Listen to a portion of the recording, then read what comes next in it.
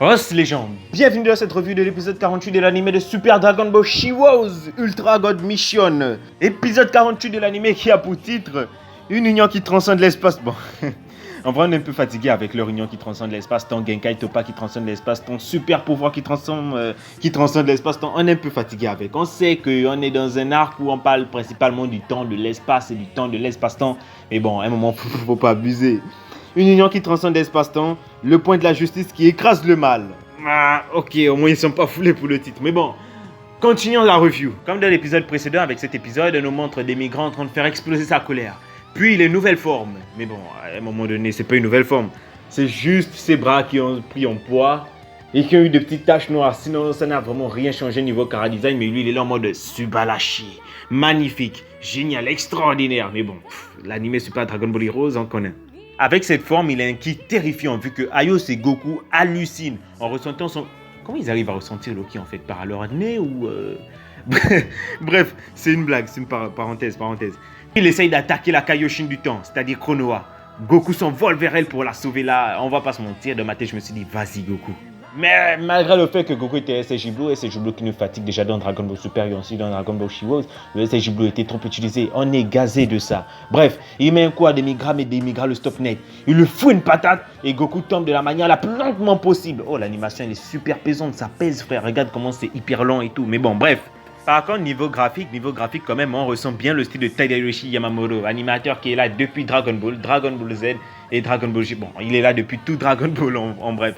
On ressent bien son style vraiment qui rappelle les années 90 avec DBZ. C'est cette partie-là, ce style graphique de l'épisode-là que j'ai bien apprécié du début à la fin. Ensuite, on transite vers... Quand j'ai vu ça, j'ai pété une barre. Regarde comment... Child, vous vous souvenez, pour ceux qui ont regardé l'OAV, la deuxième partie avec Bardock. Child, l'ancêtre de Freezer en bref. Regardez comme il est tout petit, au milieu de... Mais avant, ils peuvent pas lui donner des taloches là, des petites taloches sur la tête là pour le... Parce qu'il est tout petit, regarde comment ils sont, genre, ce sont des lents, mais lui il est tout petit. Donnez-lui des taloches et puis il se calme. Puis j'ai oublié de vous dire, mais dans Dragon Ball Heroes, Yamcha il a un petit ami. Ah ouais, il a déjà un petit ami. Regarde la chorégraphie. Bon, la chorégraphie, on sait pas quand est-ce qu'ils ont eu le temps de l'apprendre ensemble pour la maîtriser comme ça, mais bon, bref, c'est l'anime promotionnel.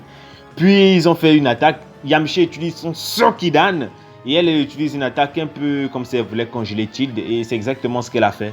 Puis à la fin, elle dit à Yamcha, bah écoute, on ferait mieux de penser à notre mariage. À leur mariage. Après ça me dérangerait pas, hein, tu vois, c'est Dragon Ball Heroes. Si dedans, parce que Yamcha il a trop été humilié dans DBZ. DBS, il n'a pas participé au tournoi du pouvoir. Si là tu me fais Yamcha, il est un gosse, on va dire que c'est... Enfin moi je suis preneur, hein. Je suis preneur. Et vous êtes... Comme... Vous voyez les choses comment? Vous êtes preneur ou pas? Moi franchement je suis preneur. Ah oui mais je suis preneur parce que franchement ils ont déjà commencé la relation. Faudrait que les scénaristes ils approfondissent, faudrait qu'ils assument maintenant. Puis on transite avec les ennemis. Il y a l'ennemi du 7e film, les cyborgs construits par le super ordinateur du Dr Gero. Il y a Slug, il y a Bojack et il y a Cell. Ils se font face à Trunks et Gohan. Sauf que le Gohan là, ce n'est pas le Gohan de la timeline de Trunks, mais d'une autre timeline en fait, tu vois. Et c'est pour ça qu'il est en train de s'excuser. Je t'avoue, au départ, moi je comprenais rien. Je me disais, mais putain, il me parle de quoi là? C'est quoi ce monologue avec l'OST un peu triste pour qu'on se mette dans le Banks et tout? Et je comprenais pas vraiment bien, mais après je me suis rappelé que, ah ouais, ce Gohan là, il vient d'une autre dimension. Et dans sa dimension, à lui, c'est Trunks qui s'est sacrifié pour le sauver. Contrairement au Trunks du futur que nous connaissons, où c'est Mirai Gohan qui s'est sacrifié pour le sauver. Donc dans son monde à lui, c'est Trunks qui s'est sacrifié et qui est mort. C'est pour ça qu'il a sombré et qu'il a pu être pris facilement par les démons qui sont les hommes de Demigra. Après ce long échange, les deux personnages se disent que ce sont leurs alter ego qui ont fait leur propre choix, mais que eux deux, en étant là tout de suite, ils vont devoir se protéger l'un l'autre. Pendant ce temps, sur l'autre champ de bataille, Aios essaye de retenir Demigra, mais ce dernier finit par se libérer en relâchant une énorme masse de ki. Puis il apparaît devant elle, se prépare à lui donner un coup et Végéto fait son apparition en SSJ Blue. Il frappe Demigra d'un coup de poing et l'envoie valser. Puis il se pose par terre et l'OST qui suit la transformation de Végéto en SSJ Blue, elle est franchement ice. Je l'apprécie vraiment. La toute première fois qu'on écoute cette OST dans Dragon Ball Heroes, Demigra ne croit pas à ce qui vient de se passer. Il a réussi un coup de poing d'une telle puissance qu'elle l'a envoyé valser dans les rochers. Végéto dit alors à Demigra de se lever car le combat n'est pas fini.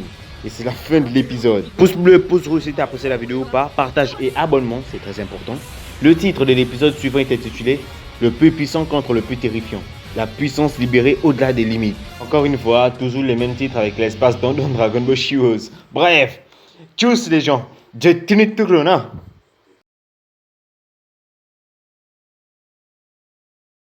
Non mais en vrai, combien de fois est-ce qu'on a déjà eu ce genre de titre?